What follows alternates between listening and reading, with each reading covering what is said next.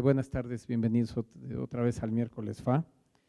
Hoy tenemos el gusto de que nos acompañe Henry Vicente para hablarnos sobre la arquitectura venezolana, sobre la arquitectura moderna venezolana, que como todos sabemos tiene muchas correlaciones con la arquitectura mexicana, tiene muchas correlaciones con pues despegar de los conceptos de la arquitectura que de alguna manera aprendimos de los europeos, entre otros, pero que tiene las connotaciones muy particulares en cada país y que también tiene desde luego un vínculo como países latinoamericanos por nuestras vivencias y experiencias culturales, que me parece que son aspectos fundamentales, ¿no? Henry, además de ser arquitecto, tiene un magíster en literatura latinoamericana, es profesor de teoría e historia de la arquitectura en la Universidad Simón Bolívar, coordinador de arquitectura, profesor invitado a las universidades de A Coruña en España, Francisco de Paula en Santander, Francisco de Paula Santander en Colombia, la UCB, la UNIMED y la UNED. Ha publicado La ciudad invisible de Jorge Luis Borges, trabajo que recibió los premios Fundarte de ensayo en 1997, Andrés Bello en Ciencias Sociales en la Asociación de Profesores de la Universidad Simón Bolívar en 1999, y una mención Teoría y Crítica en la 11ª Bienal de Arquitectura de Caracas en 2001, el Vértigo Horizontal en Caracas en 1999, el Premio Fernando Paz Castillo de Investigación Literaria en 1998, Arquitecturas Desplazadas, Arquitecturas del Exilio Español en Madrid en 2007, el catálogo de la exposición de la cual él fue curador y recibió los premios SICA, Julius Possedner del Comité Internacional de Críticos de Arquitectura en 2008, mención Teoría, Historia y Crítica en la 16ª Bienal de Arquitectura de Quito en 2008, Andrés Bello en 2008 también, publicó Pasajes de San Agustín del Sur en Caracas en 2008 con Lorenzo González Casas y Orlando Marín, y Presencia de las migraciones europeas en la arquitectura latinoamericana del siglo XX en la Facultad de Arquitectura junto con Juan Ignacio del Cueto en 2009, y también participó en la Bienal de Venecia en 2012, formando parte de la instalación Common Pavilions del estudio suizo Dinner y Dinner Architects, y su tesis doctoral de la Escuela de Madrid, del ETSAM, versa sobre el tema del exilio arquitectónico de la Guerra Civil Española en Venezuela. Y también quiero agradecer la presencia de Dino del Cueto, porque justo este enlace está en esto de las arquitecturas del exilio. Es un tema que ha tratado, muchos saben que ha trabajado Dino del Cueto exhaustivamente, particularmente hablemos de Candela, pero hay mucho más trabajo. De hecho, la tesis doctoral de Dino versa sobre este tema y es un trabajo que del cual estamos, ¿cuándo va a ser? Con precisión, lo que va a suceder, ¿cuándo va a ser? El 3 de abril del año próximo se va a inaugurar una exposición en la que vamos a participar, entre otras, va a participar Henry, va a participar Dino a través de las universidades, a través de la Consejería Cultural de la Embajada de España. Hay mucho interés en retomar este tema y en pues acabar de cerrar estos aspectos que tienen que ver ya ahora con otras generaciones, ya no nada más son con los españoles que vienen del exilio, sino con otras generaciones, tanto de descendientes de españoles como dentro de las arquitecturas mismas y la propia influencia que tiene dentro de las arquitecturas justamente esta presencia que fue tan importante de las decisiones que se tomaron, de las definiciones en el quehacer arquitectónico desde el punto de vista inmobiliario también, del cambio de las ciudades que ejercen justamente estos exiliados en los diferentes países latinoamericanos. Henry, pues bienvenido. Este es un espacio de diálogo. Quisiéramos decirte que lo que buscamos es, entre otras cosas, que tanto profesores como alumnos de la facultad tengamos la posibilidad de entablar nuevos diálogos, de escuchar nuevas propuestas, nuevas formas de ver, de entender, y desde luego con un currículum como el tuyo, pues hoy estamos así como con un invitado de primerísima. Bienvenido a la facultad. Muchas gracias. Yo me siento aquí nada más. No, ya ahorita me siento. Bueno, yo también solo para completar esta presentación del arquitecto Massari, para contarles por qué está Henry aquí, lo pescamos ahora, lo hemos traído para colaborar en una exposición que estamos preparando que se llama Presencia del exilio español en la arquitectura mexicana. El año que entra, el 2014, se celebran 75 años de la llegada del exilio español, que trajo consigo alrededor, bueno, vinieron alrededor de 20,000 españoles, cerca de 2,000 de ellos, cerca del 10% eran intelectuales, profesionistas, gente universitaria, etcétera, de un nivel intelectual muy alto, y que tuvieron una incidencia que, bueno, ya se ha ido estudiando con el paso del tiempo, y fue muy importante en la cultura mexicana. El caso de los arquitectos lo hemos trabajado Henry y yo hice mi tesis doctoral en Barcelona sobre ese tema, en el 96 la presenté, pero luego tuve la fortuna, pues después de, vamos, cuando hice ese trabajo nadie hacía ese tipo de cosas, y luego apareció Henry que estaba haciendo ese trabajo, y que no solo eso, sino que dentro de un movimiento de recuperación de memoria histórica en España, le habían propuesto hacer una exposición sobre los arquitectos del exilio.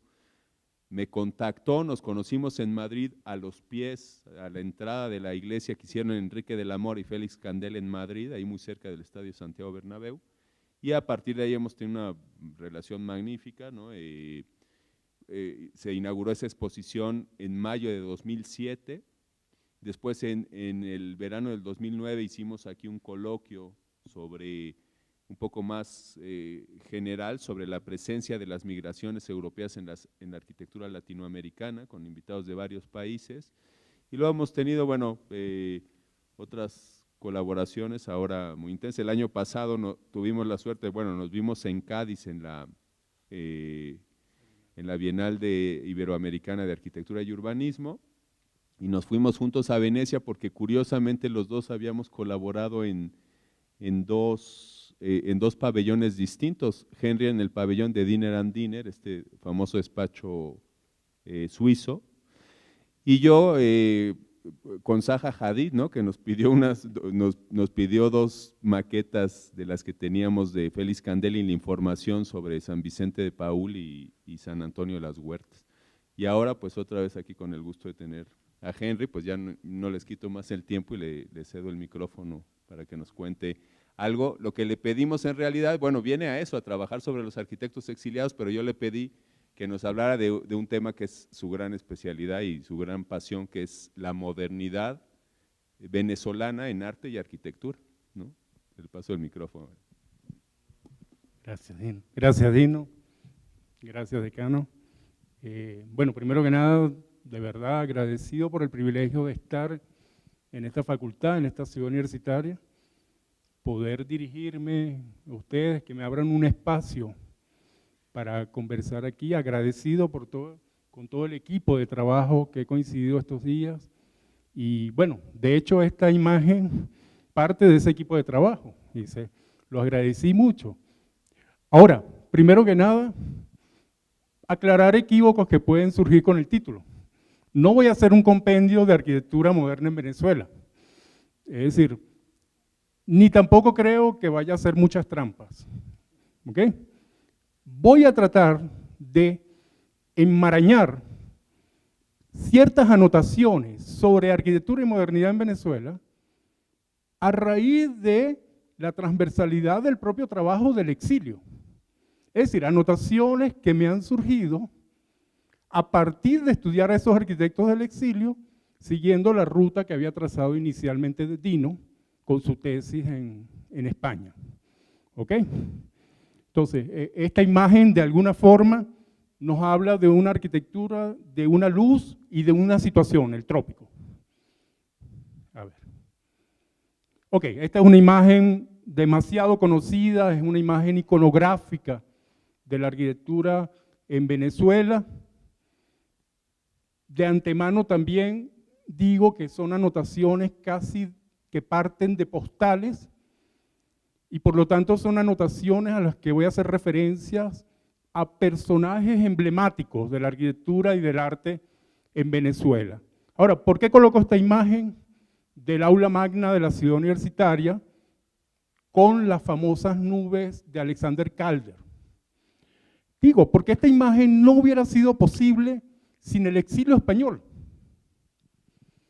Es decir, el epílogo de esta pieza clave para la modernidad venezolana tuvo lugar en el pabellón español de 1937 en París, el famoso pabellón del Guernica, el pabellón diseñado por José Luis Sert y Luis Lacasa, y que entre sus piezas fundamentales tenía una fuente de mercurio diseñada por Alexander Calder. Villanueva, el arquitecto emblemático de la modernidad en Venezuela, había acudido a esta feria de arquitectura, a esta exposición internacional de arquitectura, con un proyecto que había diseñado con un colega venezolano, Luis Malaucena, de una obra de pabellón venezolano que era un pabellón neohispano. Resulta que este pabellón neohispano obtuvo un éxito rotundo en esa exposición. Sin embargo, Villanueva lo que estaba fascinado era por el pabellón de Sert y concretamente por la fuente de mercurio de Calder. Esa imagen de Villanueva viendo la fuente de mercurio de Calder fue retratada por otro arquitecto del exilio español, Joselino Bahamonde, que llegó a Venezuela. Entonces, ese primer contacto que tiene con Calder, años después, Sert propiciará que sea un contacto directo y partirá de allí la invitación de Villanueva a Calder para que haga esta maravillosa obra, de verdad que es el aula magna de la ciudad universitaria. Ahora, estas nubes son unas nubes coloridas. Sí.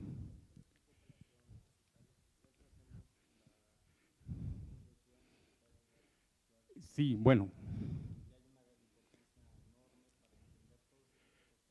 Sí. Bueno, lo primero que tendría que decir, la diferencia fundamental, inicial, es que entiendo que esta ciudad universitaria fue desarrollada con un plan maestro y con equipos de arquitectos, ¿no? La ciudad universitaria de Venezuela fue encargada a un solo arquitecto, Carlos Raúl Villanueva. Y Villanueva diseñó prácticamente toda la ciudad universitaria. Es decir, la concepción de él, y ahorita veremos algunas imágenes que aluden a ello, fue una concepción individual que fue cambiando en el tiempo. Incluso trabajó con equipos de arquitectos jóvenes que fueron luego maestros de arquitectura de uno, y curiosamente lo que yo consideraba que tenían en común todos ellos es que todos se consideraban el medium de Villanueva. Es decir, que Villanueva hablaba a través de ellos. De verdad que fue una cosa impresionante. Esa es la primera, digamos, forma de relación. Luego, la Universidad Central de Venezuela está acotada en un sitio, digamos, que en ese momento era periférico. Creo que tengo algunas imágenes que van a poder mostrar esto. Ahora, las nubes de este cielo simulado que hace Calder en el aula magna conforman unas nubes coloridas, y si bien lo importante no es eso, sí quiero que saquemos una primera postal, porque el trópico suele vincularse con esto, suele vincularse con el color, básicamente. Bueno, también se vincula con la fiesta, con el agua cristalina. Un amigo mío dice que Venezuela no es un país al borde de la crisis, sino al borde de la playa. Bueno, el color como hecho físico, como hecho denso, tectónico, lo tenemos representado en un personaje como Cruz Diez. Hay varios artistas venezolanos vinculados al cinetismo, Cruz Diez con sus fisiocromías, pero sobre todo Cruz Diez es el que ha trabajado con el tema del color, descomponiéndolo, haciéndolo vibrar, etcétera, etcétera. Ok, pero estas son las postales de inicio. Quiero que vayamos ahorita a seguirle la pista a un personaje que se llama Luis Enrique Pérez Orama, hoy en día es el curador de arte latinoamericano en el MoMA, y Luis Enrique nos proponía lo siguiente. Digo, bueno, vamos a vincular dos modernidades, dos tipos de modernidades en Venezuela. Una modernidad que él llama voluntaria, la modernidad de un personaje como Carlos Raúl Villanueva, egresado de Beaux-Arts en París, y un personaje como Armando Reverón, pintor que tiene una pasantía en Europa y que regresa a Venezuela tempranamente y se instala en el litoral de Venezuela, hablando de la playa. Se instala en la playa de Macuto, en el litoral venezolano, a 25 kilómetros de Caracas. Debo decir que Caracas es una ciudad muy singular en ese sentido. Yo considero que es una ciudad andina en el Caribe. Nosotros estamos a 900 metros de altura y a 25 kilómetros del mar Caribe.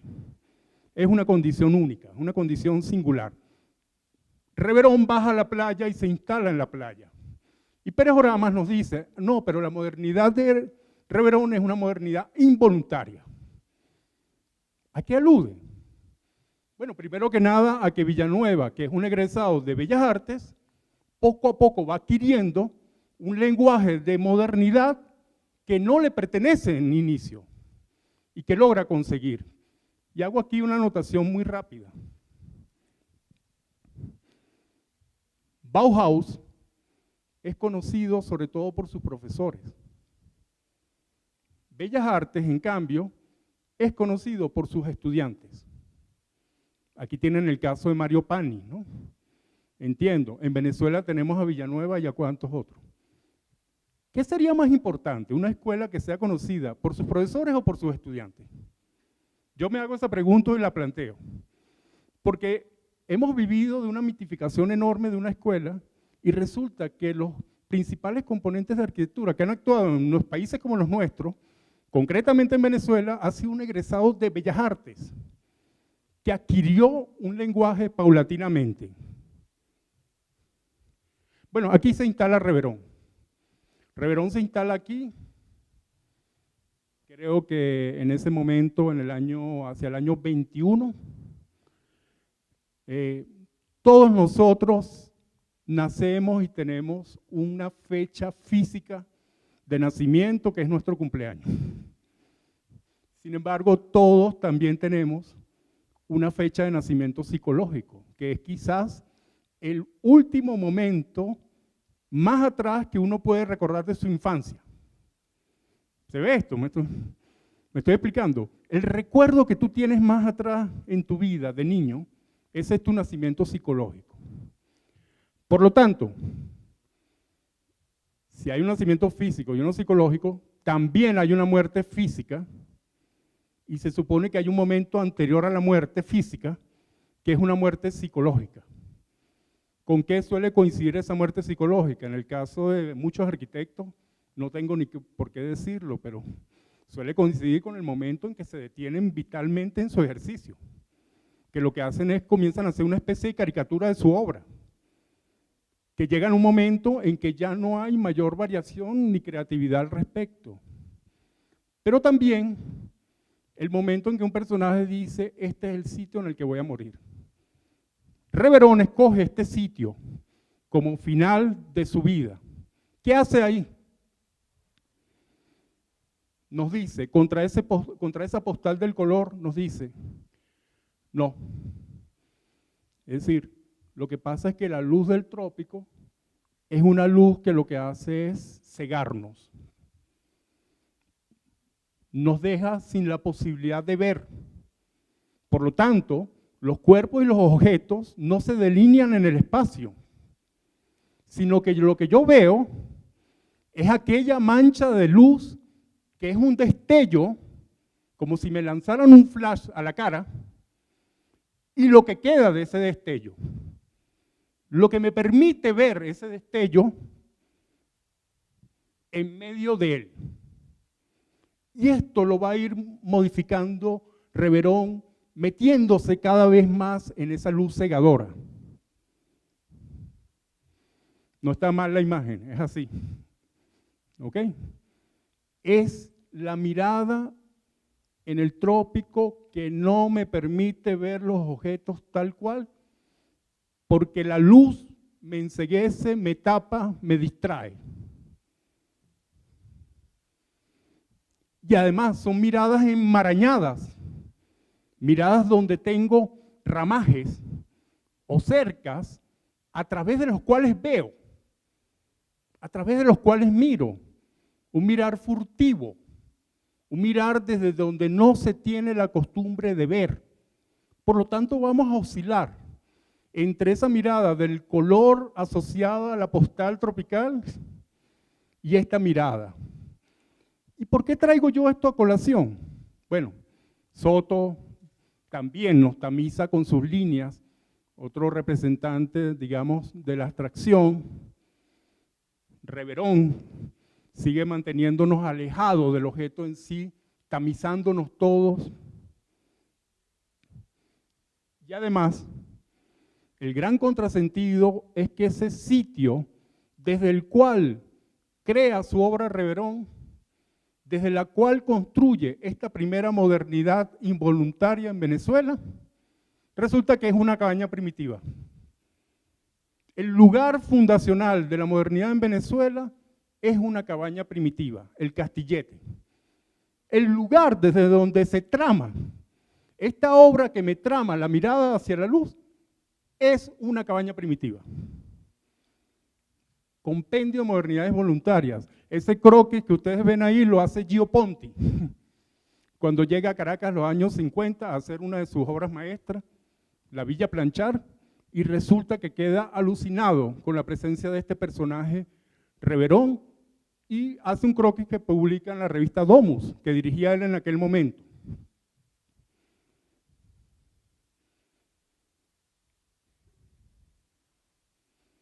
Ese es el Castillete, aunque no lo crean.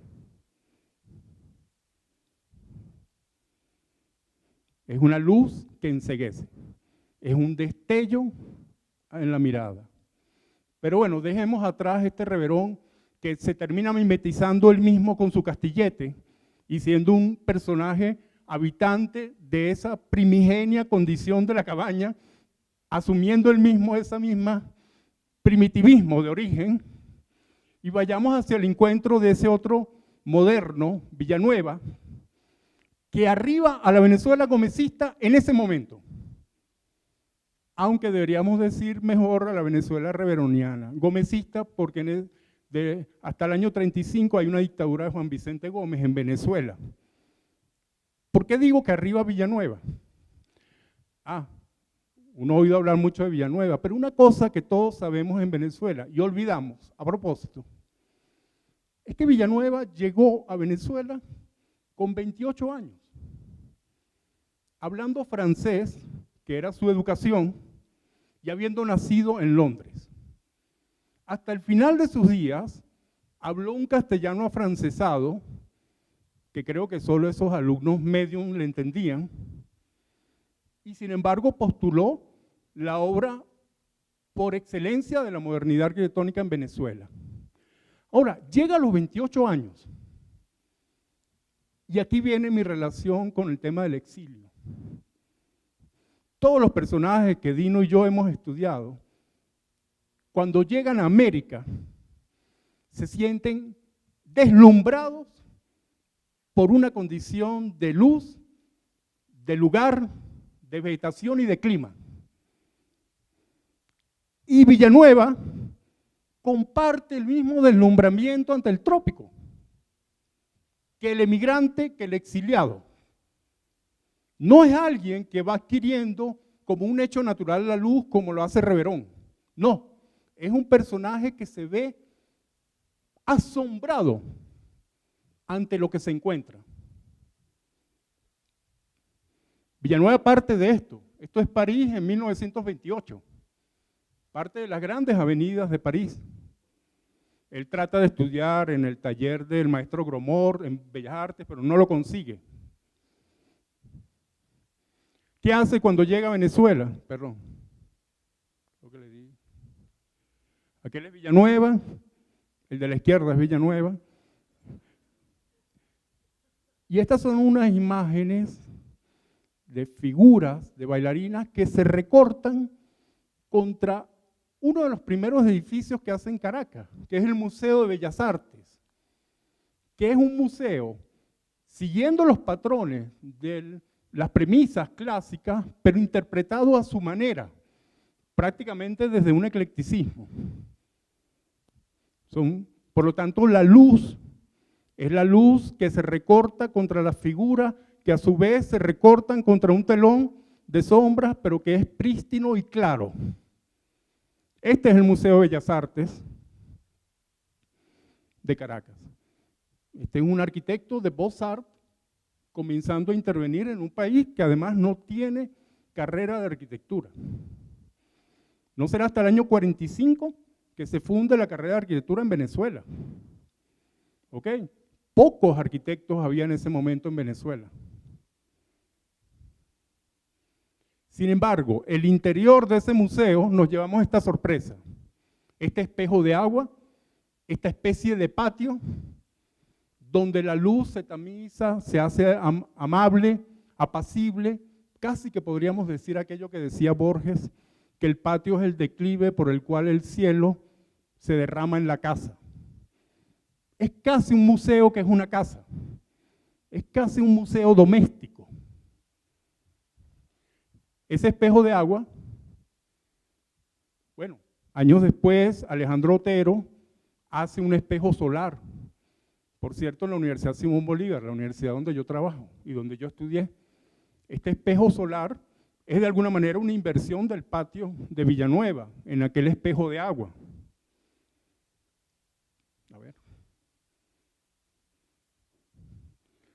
Pero Villanueva comienza a hacer edificios como este, la Gran Colombia, un edificio de los años 30, que es una de las primeras escuelas que trata de adaptarse a los pensa modernos y que trata de representar lo que es el trabajo docente nuevo.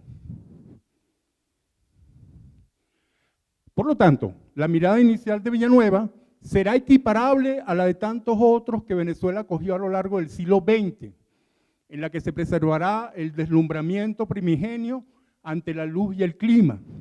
Se trata entonces de algo distinto a la común vuelta a la patria de muchos de nuestros creadores. No tiene nada que ver con el creador que se instala en París y regresa a la patria. Esto es otra historia.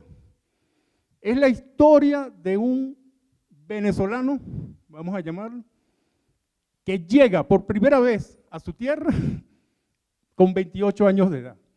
No es el regreso de los artistas latinoamericanos que vuelven a Caracas, a México, a Buenos Aires, después de su estadía europea. No, no tiene nada que ver con ello. Y solo podemos relacionarlo con los emigrantes y los exiliados. No hay otro punto de parangón. De hecho, el conjunto que hace del silencio en los años 40 será un conjunto donde los soportales, los sitios desde los cuales se protege la sombra, serán importantísimos. Pero el deslumbramiento es como el de Manuel Cabré, pintor español que llega a Venezuela y toda su vida pintará el Cerro Ávila. Es decir, el mismo deslumbramiento ante el clima, ante el sol, ante la naturaleza, etc.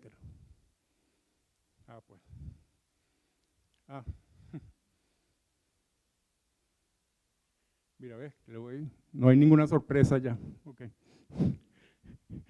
Dejemos por un rato, por tanto, a Villanueva enfocado en un momento crucial de su obra y les voy a pedir que hagamos un primer salto atrás para situarnos en la Venezuela presurosa por ingresar en la plenitud moderna.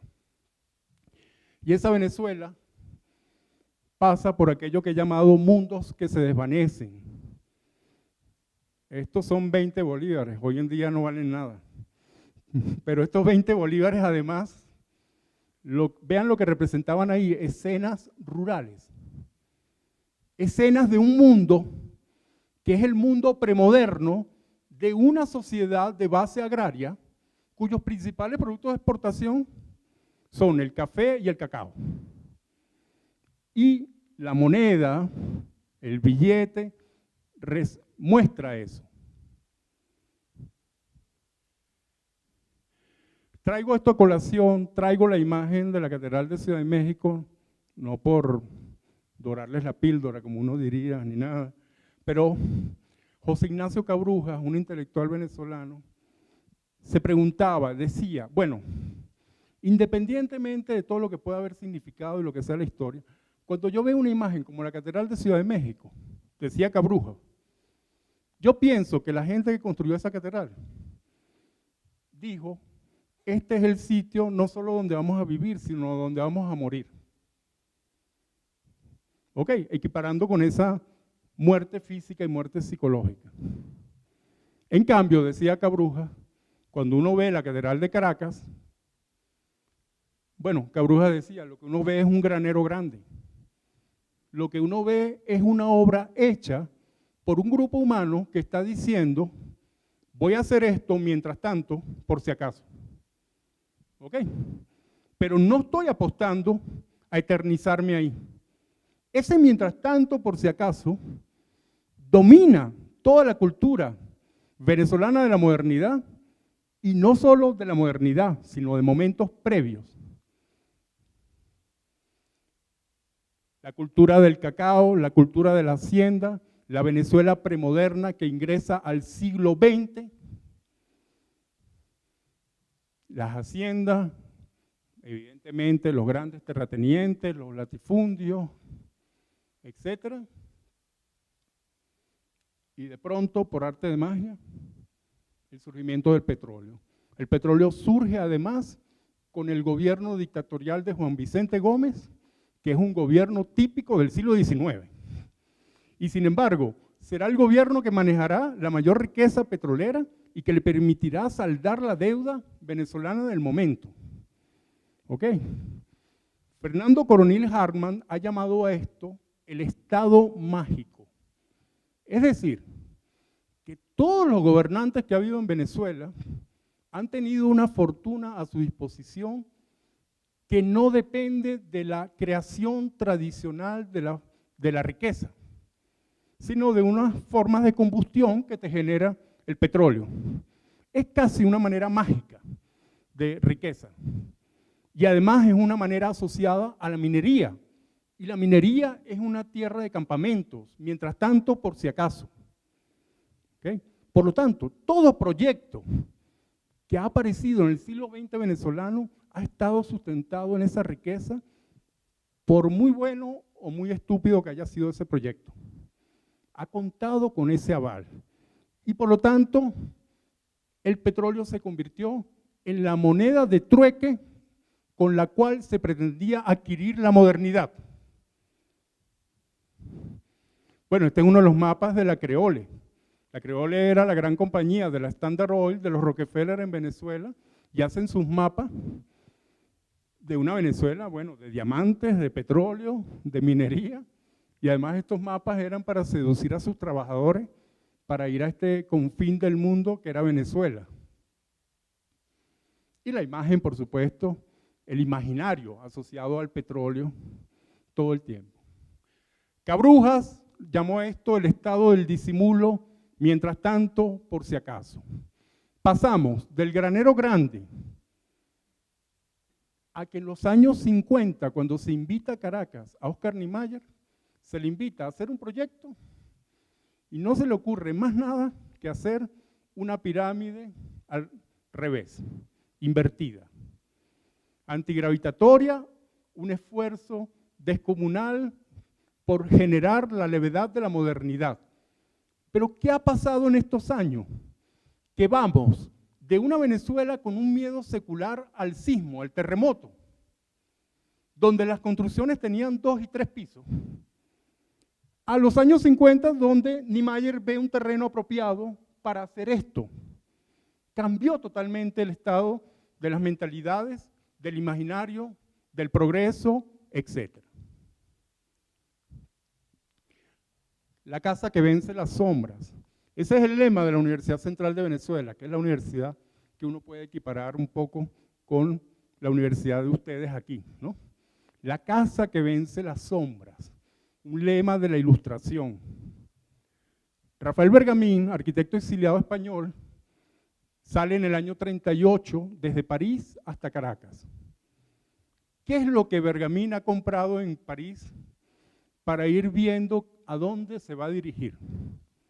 Bueno, compra un par de libros sobre América del Sur escritos por un francés. Yo quiero que vean ese par de libros, porque el de la derecha habla de Colombia, Ecuador, Perú, Chile, y da una imagen como de un sitio, bueno, por lo menos tienen una minería hacendosa, tienen una forma de industria, mientras que Venezuela, Guayana, Paraguay y Uruguay, para este libro es pura naturaleza, pura selva, como uno diría en Venezuela. Ese es el imaginario con el que parte Bergamín, es exiliado y llega a Venezuela, donde vivirá 20 años. Ahí hará casas como esta, la casa de Albino Leal, su propia casa en Caracas, la casa de las Moradas, etc. ¿Pero qué está haciendo Villanueva mientras tanto? Bueno, Villanueva está diseñando precisamente el proyecto de la Ciudad Universitaria. ¿Y cuál es el primer proyecto que plantea Villanueva? Un típico ensamble de bellas artes. Ustedes pueden ver ahí que es un proyecto totalmente simétrico, con dos grandes, digamos, cabezales, cabezas de remate de los ejes, con la aparición de digamos, el centro de la universidad en el medio. Creo que aquí se ve mejor. A ver. Ahí está el esquema, ¿no? Por un lado tenemos a la izquierda el hospital universitario y a la derecha tenemos los estadios. Y en medio de ellos se va desarrollando un gran eje simétrico en el cual van apareciendo las escuelas de medicina, las otras escuelas y el aula magna y compañía. Un ejemplo de ensamble, un ejemplo del dominio de los territorios que existían en Bellas Artes. ¿Qué pasa con Villanueva? Que para el año 50 lo que hace en la Ciudad Universitaria es esto. Lo que se conoce como la plaza cubierta. Es decir, un espacio que rompe con la simetría planteada y donde lo que le interesa es descomponer la luz, matizándola perennemente.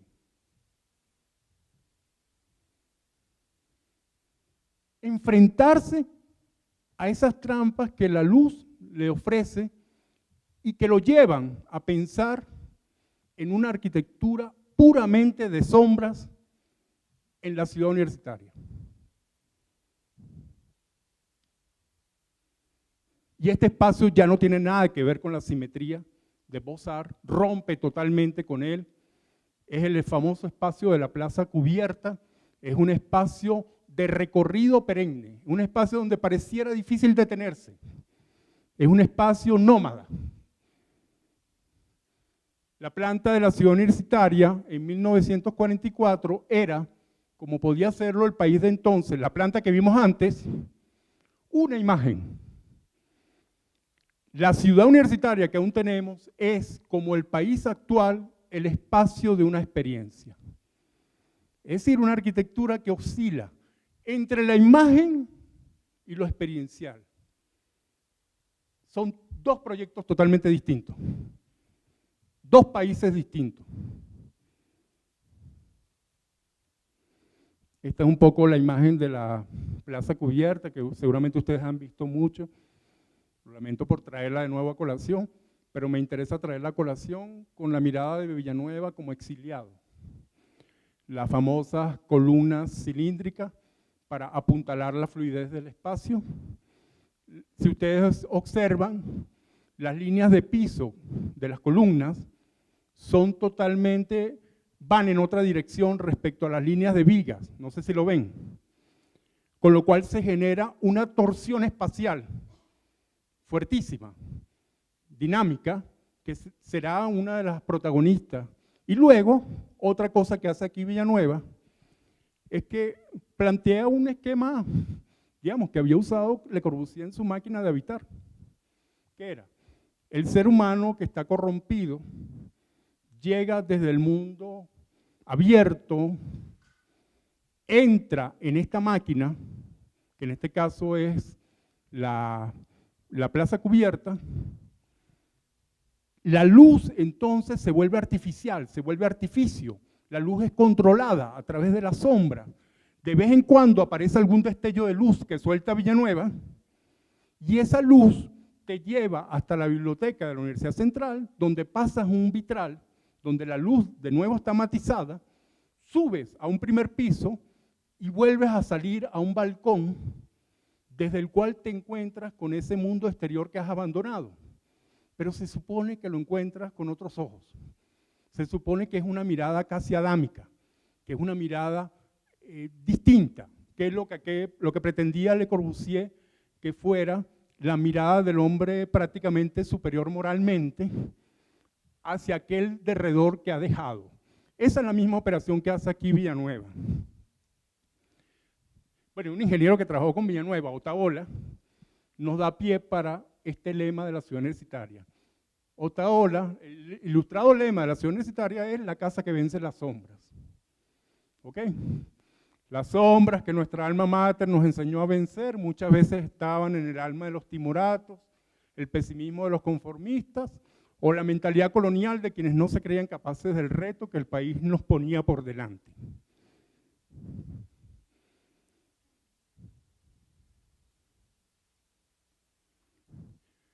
Sin embargo, otras sombras serán las que estarán presentes en la UCB, en la Universidad Central de Venezuela, propiciadas por la destreza de Villanueva y sin intención alguna de ser reducidas por las luces universitarias, por la ilustración. Y es que, como ha dicho Lorenzo González Casas, es llamativo, cuando menos, que la arquitectura más adecuada a su clima y lugar que ha producido la modernidad venezolana sea la que provea de sombras a una universidad que se precia de ser la casa que vence las sombras. ¿Okay? Cuando tú vas a la Universidad Central, esa casa que vence las sombras, lo que te maravilla es el proceso, el deambular, la aparición de la sombra, físicamente. Y eso es de lo que provee Villanueva a esta universidad. Y por lo tanto, el imaginario arquitectónico moderno de Caracas se las muestro en unas imágenes muy concretas. La plaza que crea la modernidad en Venezuela, las plazas, son dos plazas. Una plaza cubierta, ya la acabamos de ver. Imagínense esto, una plaza cubierta. Y la otra, una plaza aérea. Una plaza separada del piso. Una plaza montada en un primer piso. Leve. Ninguna de las dos tiene que ver con la idea tradicional de plaza. Es decir, las plazas que nos deja la modernidad a nosotros son una plaza cubierta y una plaza aérea. No sé si eso nos lleva a que seamos muy malos haciendo plazas, no sé, pero de verdad, últimamente es que han aparecido plazas interesantes en Caracas. Una plaza está techada, la otra está desenraizada. Desenraizada tal cual como proponía Arturo Almandós leyendo a Martin Heidegger, haciendo un habitar urbano de Heidegger, donde dice, ya no podemos hablar del habitar, de la cuaternidad de la que hablaba Heidegger, del suelo, de la tierra, porque nosotros lo que tenemos ahorita es techo, no tenemos tierra. El apartamento de la modernidad es techo propio, no es suelo propio. Esta plaza es una plaza de levedad que está en el conjunto del Centro Simón Bolívar en el centro de Caracas. Es una plaza de luz fragmentada, la ciudad universitaria, la plaza cubierta, mientras que la otra es una plaza a plena luz, donde da directamente la luz. En cuanto al color, una es un espacio experiencial, como hemos dicho, el otro es un espacio compositivo. Miren los colores de esa plaza aérea que está a los pies de las torres del Centro Simón Bolívar, que fue durante muchos años el edificio imagen de Caracas. Todas las postales de Caracas aparecía el Centro Simón Bolívar. Bueno, y también las autopistas. Eran las dos grandes postales de Caracas. Ah, pero ese color, esa superficie coloreada, nos la vuelve a plantear Cruz 10 en las riberas del río Guaire, en un proyecto de los años 74 que pretendió convertir a Caracas en una ciudad cinética. Cinética, con C. Muro de color aditivo de Cruz 10. Los autobuses fueron bañados de cinetismo. Los pasos peatonales, cinetismo. Marta Traba, la crítica argentino-colombiana, se peleó con esta forma de absorber el arte como un arte oficial, que era lo que planteaba el cinetismo. Y tú te preguntas, bueno, ¿por qué este arte tan extremadamente riguroso, que es el que identifica a los creadores venezolanos de la modernidad?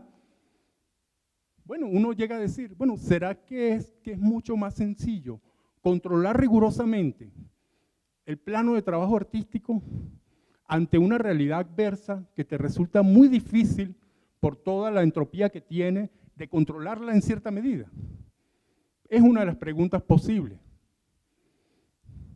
El mismo Villanueva, cuando hace los bloques residenciales del 23 de enero, lo que hace es que la luz se convierta en color que desmaterialice el volumen cúbico, el volumen, digamos, del paralelepípedo que está generando.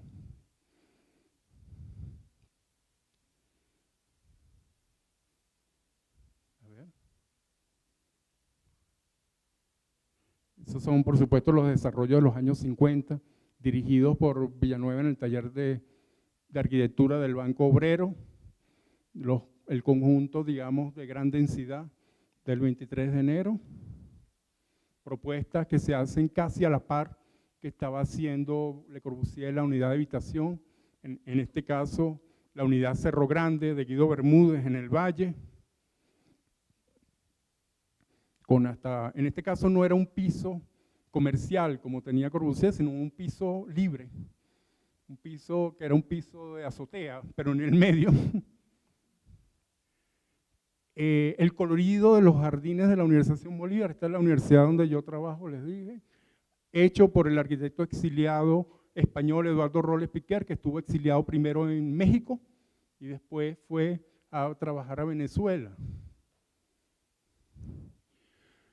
La obra de Gego, la pintora, la artista alemana, que llega también desde esa emigración, desde ese exilio a Venezuela, y que a partir del año 61 asumirá su obra un carácter arquitectónico, un carácter urbano, un carácter poderosamente, digamos, de instalación.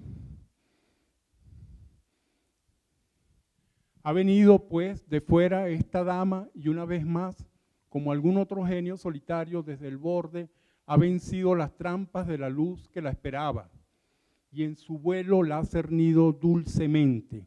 Está Gego, que trabaja con unos materiales deleznables, con alambres, va creando estas reticularias con las cuales se apodera de los espacios y logra que la luz quede engarzada de una manera que es común al deslumbramiento de esa mirada inicial, adámica, del que viene de afuera. Lo mismo que hace Villanueva de nuevo, partiendo la luz, fragmentándola, convirtiéndola en un solo espacio, en una piel que se teje a ti, quien también ha eludido las trampas de esa luz que la esperaban y las ha vencido convirtiéndolas en sombra. Su arquitectura ha puesto de manifiesto en todo su esplendor la mirada de asombro ante un mundo que se le revela de improviso. Estoy tratando de rescatar esta idea de la mirada inicial, esta idea que es tan tradicional, cuando se supone que uno lee un libro. Cuando uno relee un libro, si de verdad te atrapó, casi es como si lo vieras por primera vez de nuevo. Eso es un poco lo que uno siente aquí. Y por lo tanto Villanueva decía, entrar en el trópico nunca es atravesar una puerta, es pasar de la luz a la sombra. Y aquí me he tomado una licencia. Esta es una obra de un arquitecto alemán sobre el cual estamos trabajando una exposición ahorita, Klaus Häufer, que llegó en los años 50 a Venezuela. Esta de hecho era su casa y su arquitectura es una arquitectura de umbrales. Es una arquitectura donde uno no sabe cuál es la diferenciación entre la luz y la sombra.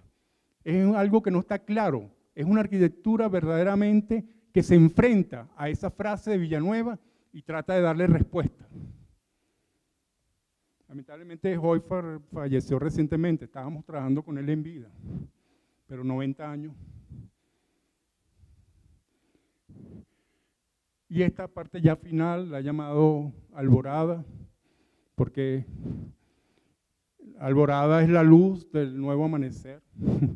Eso lo utilizamos Dino y yo en las exposiciones del exilio, pero Alborada es también la manera en que Jesús Soto plantea estos penetrables para niños, básicamente, donde los niños juegan, corren, se esconden, aparecen, reaparecen, desaparecen, quizás como ninguna otra instalación arquitectónica de la modernidad venezolana ha logrado plantearlo. Y esa Alborada simplemente dije, bueno, ok, ya a esta altura debo haber cansado a la gente de hablar de Villanueva, tal. Bueno, voy a recoger arquitectos que yo mismo seleccioné para las Bienales de Arquitectura Iberoamericana y dije, ¿cómo han quedado ellos con ese legado, con esa herencia, con esas trampas, con esa modernidad? Y bueno, vi el caso, por ejemplo, del grupo Nómadas, liderado por Francisco Mustieles, en Maracaibo. Además trabajan en Maracaibo, estado Zulia, que es la ciudad supuestamente más calurosa de Venezuela, aunque cualquier venezolano sabe que en realidad es la más fría de Venezuela porque el aire acondicionado está a millón en cualquier lado que tú entres. Entonces, Francisco y Nómadas nos plantean este Ateneo de Maracaibo, donde recobran, por supuesto, esa vinculación con el color, pero a la vez tratan de hacer una síntesis del color con una arquitectura de sombras, de cajones de sombra, que permita refugiarlo ante el indómito clima al que se enfrentan. Además, por supuesto, con guiños al lenguaje de la promenade de Corbusier y compañía. Edgar Aponte y Linda Pérez trabajan en las residencias del Hospital Cardiológico Infantil y lo que plantean son literalmente cajas de sombra. Cajas en las cuales además sueltan enredaderas para que se vayan agarrando, haciendo de estas cajas y vayan formulando otro tipo de relación con el verde y con la naturaleza. Alejandro Hayek, el Parque Cultural Tiuna el Fuerte, del grupo LAC Profab. Bueno, trabaja con estos contenedores que ha convertido en un centro cultural en la zona del Valle, en Caracas, una zona, digamos, frente a la Academia Militar y en una zona, en cierto sentido, deprimida de la ciudad. Y esto ha sido un revitalizador cultural, un revitalizador urbano impresionante, a través simplemente de la utilización de estos contenedores. Claro, yo le decía a Alejandro que después de ver unos contenedores que hizo una gente española llamada Pacman, que lo que hicieron fue levantar los contenedores, ya se vuelve como difícil seguir con el tema del contenedor prácticamente estático, que es el que está aquí trabajado. Edwin Otero ha hecho una de las plazas más exitosas de Caracas últimamente, la Plaza de los Palos Grandes. Sin embargo, Edwin tuvo que recurrir a un artefacto que es esta especie de tela liana, porque la luz simplemente no la controlaba, no la manejaba. Ha sido un tema polémico, lo hemos discutido, porque tuvo que recurrir a otro artefacto que produjera sombra, casi que creando un techo de agua y un techo de sol. Y los dos son distintos, no están en síntesis.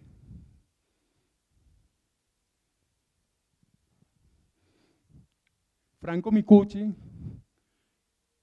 ha trabajado en lo que es, digamos, el edificio de acceso a la Cancillería en la avenida Urdaneta, en lo que era el antiguo correo de Carmelitas, crearle un acceso donde trata, sí, de lograr estos, digamos, estas relaciones de planos que a la vez son tamices, son matices, que son planos que van, digamos, entrando en recesión para tratar de generar esa sumatoria de sombras que un poco pertenece a esa herencia de la relación con la luz en Venezuela.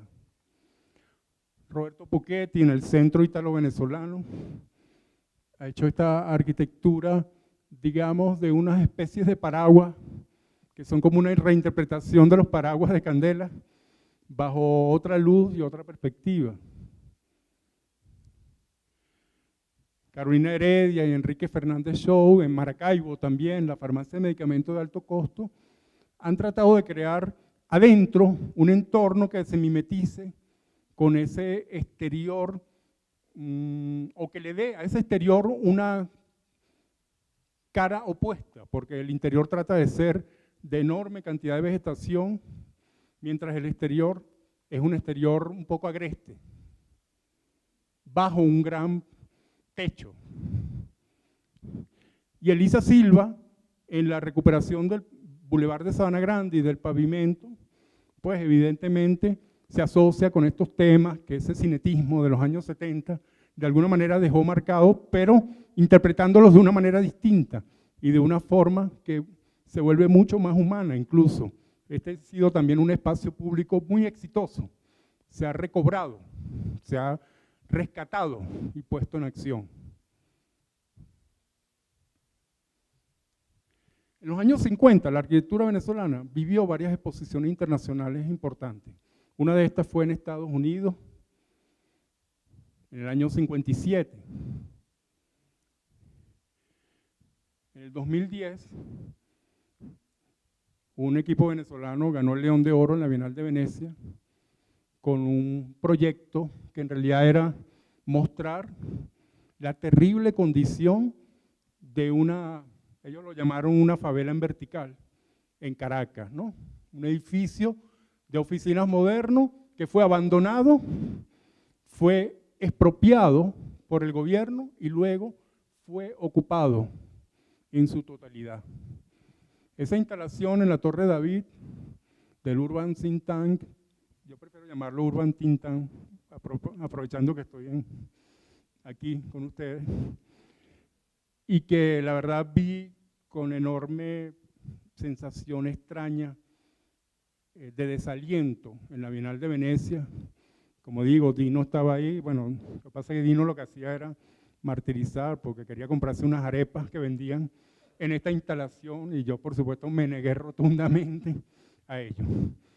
Pero nuestro salto, desde esa exposición que pretendía ser una arquitectura moderna, casi que en estilo internacional, muchos de ellos, hasta recibir un premio internacional en un momento de crisis europea donde pareciera que entonces lo que hay es como que generar una especie de arquitectura de espectáculo de la pobreza, no sé cómo decirlo.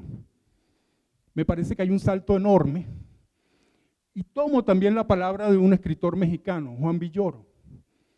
Villoro, en un maravilloso artículo que se llama América Latina como utopía del atraso, el escritor mexicano sobrevivió en un colegio alemán creando un mundo fantástico, la cuota de exotismo que sus compañeros alemanes esperaban de él. Es decir, Villoro cuenta que el momento más importante de su vida fue cuando pasó un examen en el Colegio Alemán de Ciudad de México que lo condenó a la sección alemana, que tenía que tener una pequeña representación mexicana. En esa sección alemana, pronto aprendió a que para sobrevivir y destacar, tenía que exagerar su mexicanidad. Es decir, tenía que hablarle a sus compañeros del Día de los Muertos, pero exageradamente. Tenía que hablarles de que su tío había matado a su mejor amigo. Tenía que contarles de sus tías que se rasuraban con marihuana. Y sus compañeros, y sobre todo sus profesores, le pedían cada vez más cuentos fantásticos, etc. Así sobrevivió Villoro, y ese ensayo además muestra a un grupo latinoamericano que va a Europa y que se da cuenta de pronto que no parece muy latinoamericano y que tiene que hacerse más latinoamericano para cumplir con las expectativas de los proyectos que les están asignando y las cuotas que le están asignando. Vamos los arquitectos a cumplir ahora ese papel. Evitar identificar a los países latinoamericanos con el buen salvaje. Esa mirada condescendiente la han propiciado personajes que conocen el impacto de esas proyecciones. Estamos negociando con espejitos al revés. Ahora somos nosotros los que los vendemos. Esta es la Torre de David. Aquella es la exposición del 57, cuando la arquitectura venezolana parecía vivir una alborada. Lorenzo González Casa lo ha sellado así. Venezuela, país exmoderno. Quizás el primer país exmoderno. Porque todo aquello que a lo mejor fue un canibalismo moderno, una imposición de la voluntad moderna, una modernidad voluntaria, terminó siendo carcomida por ese magma que había dejado debajo y en el cual no había reparado. Hace unos años nosotros fuimos a hacer un inventario de un balneario moderno en el litoral caraqueño. Era una joya de la arquitectura más leve, más antigravitatoria de la modernidad. Y cuando fuimos a hacer el inventario, nos encontramos que estaba tomada literalmente por churuatas que eran kioscos de venta de comida. Estaba tomada por ocupaciones que la habían ranchificado, etc. La toponimia ya no tenía nada que ver. Es decir, era como que el magma había salido después de haber estado mucho tiempo apresado bajo ese canibalismo prácticamente moderno. Es una pregunta inquietante en el aire, pero pareciera que es lo que hacia donde nos estamos dirigiendo a partir de esas trampas de la luz, a partir de esas trampas de la modernidad. Muchas gracias. Entonces la conocemos poco. Creo que sí, valdría la pena enfatizar que la ciudad universitaria de Caracas fue la primera universidad, la primera ciudad universitaria del siglo XX nombrada Patrimonio de la Humanidad. Y que nosotros tomamos el ejemplo y dijimos, bueno, ¿cómo Caracas es una maravillosa ciudad universitaria? Ya es Patrimonio de la Humanidad y la ciudad universitaria de la UNAM no lo es. Y bueno, se pusieron a la tarea quienes estuvieron en su momento en eso y consiguieron la declaratoria de Patrimonio de la Humanidad siguiendo el ejemplo venezolano en este caso. Pasó un poco por encima, me gustaría que quizá lo más, o al menos yo, que me sorprendió en su momento, tampoco sabía nada del arte cinético, de Soto, de todos estos que en su momento fueron importantísimos, ¿no? Con esta nueva propuesta de una...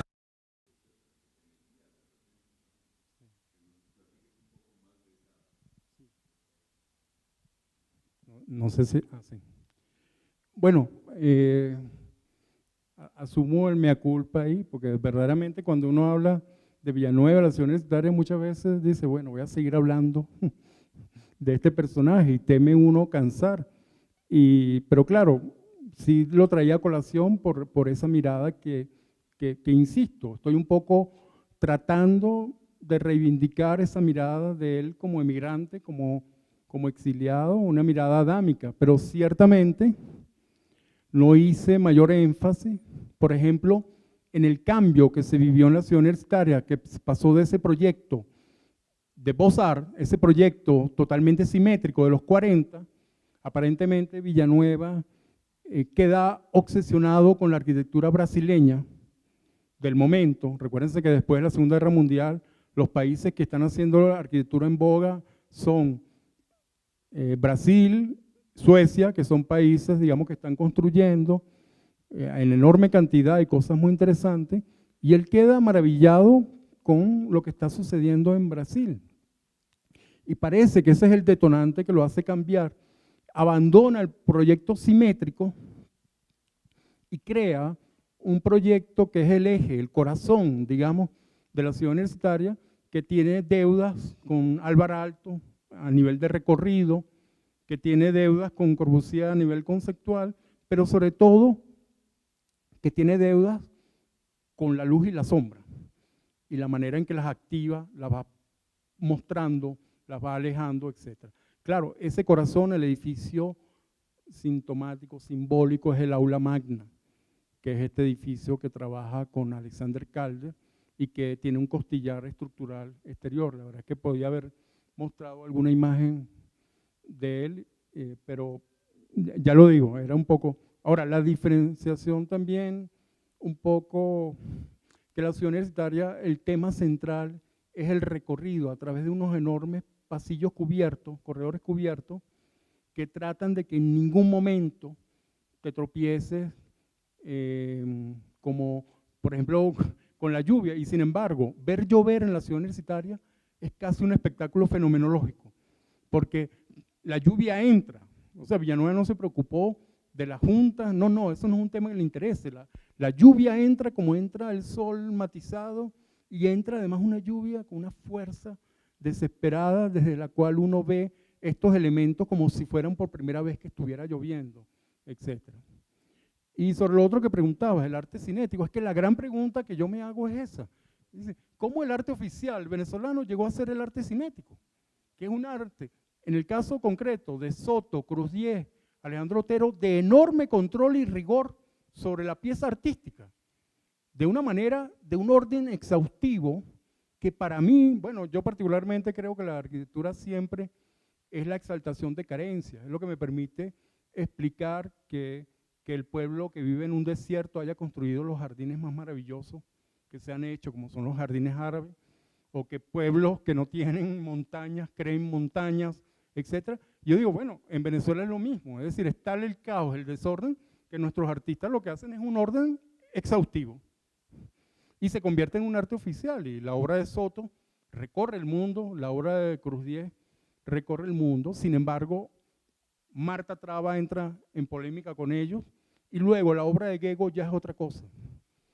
La obra de Gego tiene una fragilidad casi en la manera en que se enfrenta con el espacio, con la luz, cómo lo engarza, cómo lo atrapa, que ha sido parte del problema, porque su obra urbana prácticamente ha desaparecido. Sin embargo, ahorita Gego pues circula por todos los museos del mundo, etcétera, con esos alambres en los que va armando estas reticulares, ¿no? Es un poco lo que te podría decir en relación con esos dos temas que me has señalado. Sí, Mariano. Bueno, Henry, pues primero darte las gracias. Y ahora un poco al hilo de lo que mencionó Dino, que quizás involuntariamente dijo la Universidad Central de Venecia. Y bueno, primero pues aprovechar para que comentes ese origen de la palabra Venezuela, porque parece que efectivamente era porque tenía o los que llegaron allí por primera vez le encontraron una semejanza con Venecia, ¿no? Bueno, eso por un lado. Por otro, antes de hacer la pregunta que te quiero hacer, Dino mencionó que la primera universidad de América que fue Patrimonio Cultural de la Humanidad fue la de Caracas. Perdón. No, bueno, es que iba a comentar que antes fue la de la Universidad de Virginia, ¿no? De Thomas Jefferson, efectivamente, que es un tema muy interesante, de el político como arquitecto. Pero yo lo que me gustaría que platicaras un poco, ya existe ese parangón entre la catedral venezolana y la mexicana. Si en el siglo XX, si la efervescencia literaria venezolana, que dio ejemplos como Rómulo Gallegos o Miguel Otero Silva, y si hay un movimiento que tú encontrarías semejante a lo que sucedió en México con el nacionalismo, ¿no? Donde, bueno, Rivera como pintor, Orozco, desde luego, y los músicos, Silvestre Revueltas o Moncayo, encuentran en digamos, en el México anterior a la conquista, ciertas raíces que le dan esa fuerza a México. No sé si en Venezuela existe algo similar. No, yo considero que no. Yo considero, a ver, porque, por ejemplo, Gallegos, el problema es un problema de civilización barbarie. Es decir, el problema también que entronca con Argentina, con Colombia, con varios escritores de estos países. Luego, mira, en Venezuela fue una tierra de paso siempre, y además el mientras tanto por si acaso, la cultura del campamento, etcétera.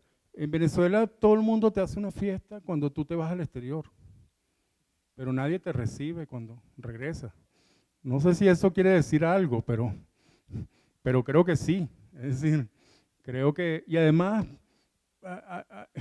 hay una cultura extraña, de verdad, de territorio de cruce, de territorio nómada, de paso, que ha sido constante. a lo largo de la historia. De hecho, los escritores hoy en día, los más jóvenes han redescubierto la ciudad, Caracas. Hay un libro maravilloso de Héctor Torres que se llama Caracas muerde. Claro, también todos los escritores latinoamericanos creo que se han tenido que definir a partir de Bolaño. Es decir, han tenido que decir, ¿voy a escribir como Bolaño o no? Es decir, ya has tenido que decidir qué es lo que vas a hacer con tu vida de escritor en ese sentido. Luego, sobre lo que decías de la ciudad universitaria, lo que sí destacaría de los nombramientos de patrimonio de la UNESCO, de los conjuntos modernos, es que en realidad son conjuntos. Es decir, uno identifica la modernidad con objetos, con piezas casi individuales, y los nombramientos de la UNESCO han sido conjuntos, ya sean universitarios, Bauhaus, etc. Es decir, han sido no piezas aisladas, como que ha habido un cuidado en eso y todavía no se ha pasado, no se ha dado el límite más allá. Están mandando un mensaje en ese sentido, simplemente rescataría eso. Y lo tercero, el nombre de Venezuela, yo quiero creerle al filólogo argentino Ángel Rosenblatt, que me dijo toda la vida que Venezuela significaba pequeña Venecia. Es decir, que al ver los palafitos de Maracaibo, efectivamente Alonso de Ojeda dijo que era una pequeña Venecia. Quiero creerle, pero yo no sé, a mí me suena que el Venezuela tiene un despectivo. Yo no quiero decir otros despectivos que conozco que terminan en suela, pero creo que son notables. Entonces, bueno, nosotros asumimos que somos pequeña Venecia, y lo decimos hasta con orgullo. Yo escribí ese texto que escribí para la Bienal de Venecia, hasta lo puse que era una conexión entre Venecia y la pequeña Venecia. No sé si me creyeron, pero algo de eso. Y ahí me parece estupendo que me lo hayas sacado a colación, porque yo creo mucho en la toponimia. Me parece que el nombre es un acto fundacional, pero también es la llave, igual que los títulos. Te están permitiendo entrar a las cosas, ¿no? Yo tengo otra pregunta. Sí. Bueno, a mí me impacta mucho que la primera escuela de arquitectura es de 1945, porque siempre que hablamos de México decimos, no, la Academia de San Carlos, después hablamos de la escuela de arquitectura, de la influencia europea, de los Beaux-Arts, de la escuela mexicana, de un Villagrán, por ejemplo, y de cómo se sientan las bases de la arquitectura en México. Me impresiona mucho porque creo que entonces, y yo particularmente lo tenía bastante mal entendido, es que es totalmente diferente la forma de practicar en un país en donde no hay y en donde sí hay, en donde la experiencia es que es algo que ahorita estamos viviendo particularmente en todo el mundo, esta falta de identidad, esta concepción globalizante, en donde encontramos realmente estas bases de identidad. Porque entonces yo tendría que pensar que la identidad de la arquitectura venezolana está en el modernismo. Antes del modernismo no hay identidad. Realmente podemos identificar a Venezuela a partir del modernismo, y antes del modernismo, pues qué bueno que hubo exiliados y qué bueno que hubo gente y qué bueno que fueron otros arquitectos, otros desarrolladores a hacer la arquitectura. Sí, a ver, un compañero mío, investigador de la universidad, está ahorita trabajando en lo que él ha encontrado que era una especie de Academia de Bellas Artes ligada a ingeniería, y donde aparentemente, bueno, hubo algunos arquitectos, pero como una cosa totalmente fuera de contexto. Y sí, ciertamente, toda esa arquitectura de la primera mitad del siglo XX en Venezuela está alimentada por refugiados, migrantes, exiliados o arquitectos que van a estudiar al exterior y regresan, ¿no? Vueltas a la patria. Efectivamente, el contexto es totalmente distinto. No en balde, Caracas en realidad es una ciudad que tiene un imaginario urbano ingenieril. Mencionaba antes los puentes, los distribuidores de los años 60, que tenían además nombre de cefalópodos y artrópodos, no sé qué, el pulpo, el cien pies, la araña, eran la imagen de la ciudad. no eran infraestructura, llegaron a ser prácticamente un monumento. Entonces, es una imagen profundamente ingenieril, porque efectivamente lo ingenieril ha sido el imaginario urbano dominante en un país sin disciplinas de academias de arquitectura hasta los años 40. Y en realidad la Escuela de Arquitectura se crea, entre otras cosas, porque es el fin de la Segunda Guerra Mundial. Viene una avalancha también de arquitectos escapando que van a tener que revalidarse, y no hay contra qué revalidarse. Es decir, lo que hay son convalidaciones que hacen el Colegio de Ingenieros y no hay donde convalidarse, y además comienza a aparecer un interés por la arquitectura. Claro, Villanueva lo lleva a un extremo, porque él decía que él lo que trataba era de convencer a la gente de que lo que él hacía era distinto a lo que hacía un ingeniero y que era más bonito. Claro, eso era en un principio, ¿no? Pero ciertamente ese es el contexto. Y en cuanto a la identidad, bueno, evidentemente toda la arquitectura premoderna de Venezuela es una arquitectura muy austera, muy frágil, muy de tierra de paso.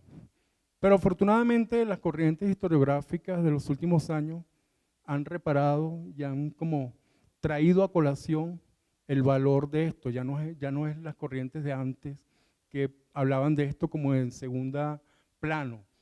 Y entonces hemos como encontrado estos criterios de una arquitectura austera y frágil que se muestra en un territorio que es un territorio de paso y que parece de alguna manera estar bien vinculada, a pesar de que yo haya traído el tema de Cabruja como un dilema casi reflexivo que va en la misma línea que estoy ahorita criticando. ¿Sí? Hola Henry, ¿cómo estás? Roberto, tu antiguo colega. Mucho gusto. Mucho gusto. Henry, aquí has traído a colación una cosa muy interesante que es la luz. Yo creo que uno de los grandes retos que hay en la arquitectura moderna, contemporánea del siglo XXI es, digamos, cómo manejar la luz. Desde las catedrales góticas, que lo que pretendían era llevar la luz al interno de lo que viene a ser el edificio, al paso después de lo que va a ser el Renacimiento, el Barroco, que más o menos no hicieron una gala pues de lo que era la luz en el edificio internamente. Aquí en la arquitectura venezolana, digamos, cuyo máximo representante es Villanueva, pues sí se trata de lograr cómo manejar esa luz en un país tropical, ¿no? Un país tropical que, por supuesto, el sol en agosto a las 12 del día pues quema, ¿no? Entonces, me gustaría conocer un poco cuál sería tu opinión acerca de los movimientos modernos, porque yo creo que la arquitectura actual lucha un poco con tener una definición, la arquitectura del siglo XXI. La arquitectura del siglo XXI está dando así como bandazos en un lado, bandazos hacia el otro, y creo que la luz, el contraste, digamos, es un tema que pues es bastante actual en la arquitectura moderna, ¿no? Si vemos alguno de los representantes de esos grupos, cuando estaba viendo yo ¿cómo se llama? La malla que hizo Gego, me recordó inmediatamente a esa piel que se está tratando de hacer en algunos de los edificios, por ejemplo, de Roy King, por ejemplo, y estos arquitectos de la actualidad, ¿no? Entonces, en este contexto de la luz, que yo no lo vería tan trampas de la luz, sino yo vería la búsqueda de la luz para poder hacer una arquitectura en el siglo XXI. ¿Cuál es tu opinión a ese respecto? ¿Estamos, digamos, hay un camino o realmente estamos un poco perdidos en toda esa maraña pues, de distintos estilos que se están desarrollando en este momento? Bueno, primero que nada me alegra mucho saludar a un colega de la Universidad Simón Bolívar de Caracas. Bueno, no solo colega, además él fue mi jefe allá en la Universidad Simón Bolívar, desde el área de urbanismo, ¿no? Y que sé que está instalado por aquí, habiendo estado en Estados Unidos, ¿no? Previamente, entiendo. Así que muchos saludos y muy grato poder ver. Sí, yo creo que la luz es el tema crucial de una arquitectura que además pretendía tener, más allá de la característica digamos, de ser una arquitectura contemporánea, es decir, que lo que se compartía era el tiempo, aspiraba a poder fijarse en un lugar, sin yo pretender hacer de eso una poética. Ojo, yo creo que muchas veces también caemos en la trampa de hacer una poética de esos condicionamientos, que esos condicionamientos deberían estar resueltos y ser motivo, además de exaltación de una arquitectura, como pienso que lo logra en algún momento Villanueva. Tampoco les mostré algunas cosas de Villanueva que no logran esto, por supuesto, pero bueno, son las prerrogativas del que viene a hablar.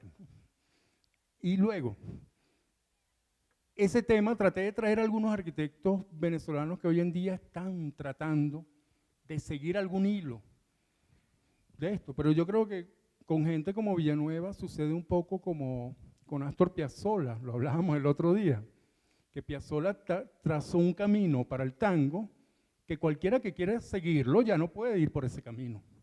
Es decir, lo que tiene que hacer es irse un poco para atrás, buscar la primera encrucijada atrás y agarrar otro lado. Y con Villanueva la marca es así, me imagino que con muchos arquitectos. Me imagino que en el caso mexicano habrá algunos así. Entonces, estos personajes que mostré al final lo que están es tratando de recoger algunos hilos sin muchas veces poder dar con ellos. Y es muy difícil hoy en día, ante todas las variables que van más allá de lo fenomenológico, ante el hecho del acondicionamiento artificial, que además ya es una variable que no se puede manejar ni mover, cómo lidiar con esto. Aparte, esta arquitectura permitía tener unos territorios que eran unos territorios de fronteras, pero que se han ido diluyendo, lo sabemos.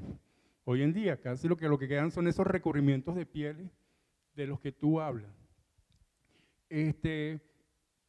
Pero varias de estas líneas que he mencionado aquí me permiten tener un cierto respiro en cuanto a que sigue siendo un tema de importancia en la arquitectura, por lo menos en el caso de Venezuela, en algunas líneas que yo logro percibir, que no son, ojo, las generales, ni son las dominantes.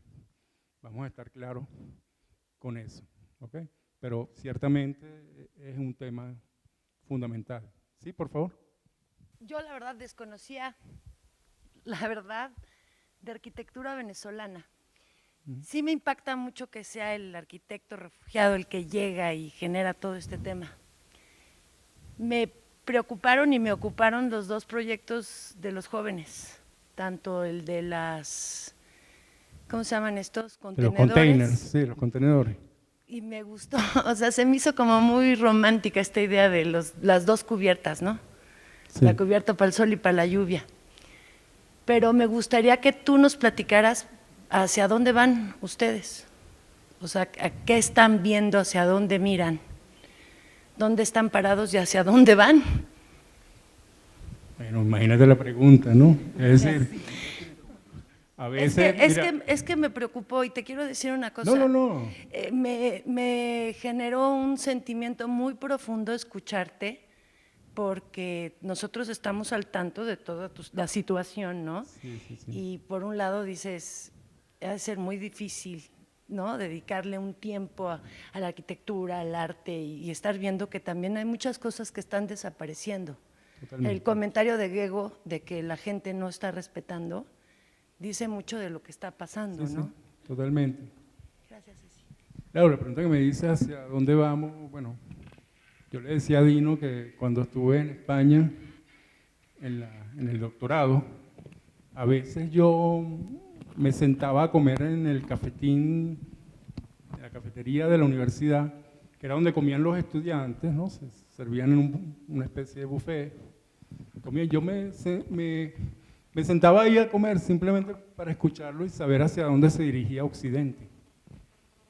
Y la verdad es que me anunciaba naufragio. Es decir, esas conversaciones, que eran conversaciones cotidianas donde yo era un espía, me decían que íbamos, bueno, de verdad a encallar, porque era increíble, bueno, y lamentablemente España vive una situación que tiene algo que ver con eso. No he intentado hacerlo ahorita, pero no necesito hacerlo para saber, en el caso de Venezuela, lo que está sucediendo. Venezuela ha estado fuera del mapa de la arquitectura latinoamericana durante todos estos años. Es decir, por eso traje ese mapa también del 57, porque hemos estado efectivamente fuera de ese mapa. Es decir, una de las cosas que yo he intentado hacer, porque he tenido, digamos, la fortuna de participar como curador en la Bienal de Arquitectura Latinoamericana, es tratar de impulsar el que vuelva a salir a planos internacionales, que pueda debatirse, que no se caiga en esta cosa muchas veces de mirarse uno hacia adentro, simplemente. Por eso también que agradezco esta oportunidad de poder hablar de esto. Claro, los ejemplos que yo traje de estas nuevas rutas de estos arquitectos no son que las suscribo todas. Es decir, como viste, hay líneas que me parece que sí son efectivamente conflictivas y que, de nuevo, es difícil seguir lo que se hizo previamente. Ya no puedes reproducir eso porque además no tiene mucho sentido hoy en día. Estás enfrentado a otras cosas, ¿no? Y ciertamente esos proyectos creo que también son los que más crítica. Bueno, pero estos son algunos ejemplos muy tomados al azar, ¿no?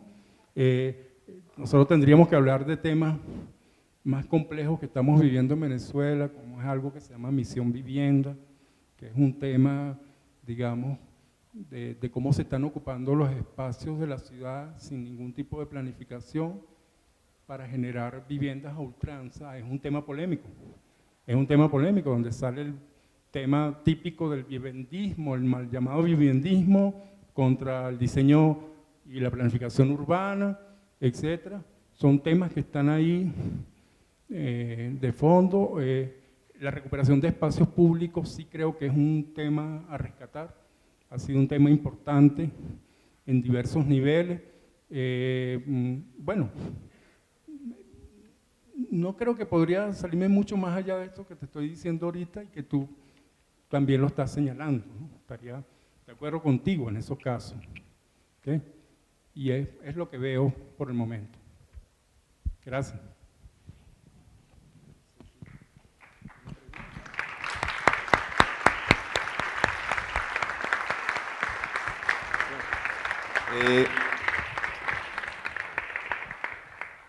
Bueno, Marcos Massari muy amablemente me ha cedido el honor de hacerle entrega al conferencista de este miércoles FA, esta idea de hacer estas conferencias magistrales los miércoles a 1 hora a caballo entre el turno matutino y el vespertino, creo que es muy sana. Lo único malo es que todos tenemos hambre, pero ciertamente es muy rica. Bueno, se le está obsequiando a Henry este libro de Teoría e Historia de la Arquitectura, Pensar, Hacer y Conservar la Arquitectura, que se presentó a principios de este año y que reúne una serie de textos de diferentes académicos de la facultad sobre arquitectura mexicana del siglo XX, que intenta rescatar, es un intento por rescatar a personajes ya medio perdidos, otros, bueno, que desde luego son conocidos, pero desde otra visión, desde este punto de vista. Creo que la riqueza de la exposición de Henry es esta, bueno, la manera en que Henry profundiza en la arquitectura, ¿no? Qué bueno que no nos vino a dar un muestrario de arquitectura moderna venezolana, sino que nos vino a hablar, a rascar un poco más en profundidad, ¿no? de cómo ve él las aportaciones de la arquitectura venezolana, porque no cabe duda que aportaciones las hay. Este es un diploma, un agradecimiento, una constancia. La Universidad Nacional Autónoma de México, Facultad de Arquitectura, otorga la presente constancia a Henry Vicente por haber impartido la conferencia Las trampas de la luz, arquitectura y modernidad en Venezuela, dentro del marco del programa Miércoles FA, llevado a cabo en esta facultad. Por mi raza hablar el espíritu, Ciudad Universitaria, a 2 de octubre, no se olvida, de 2013, arquitecto Marcos Massari Iriar, director.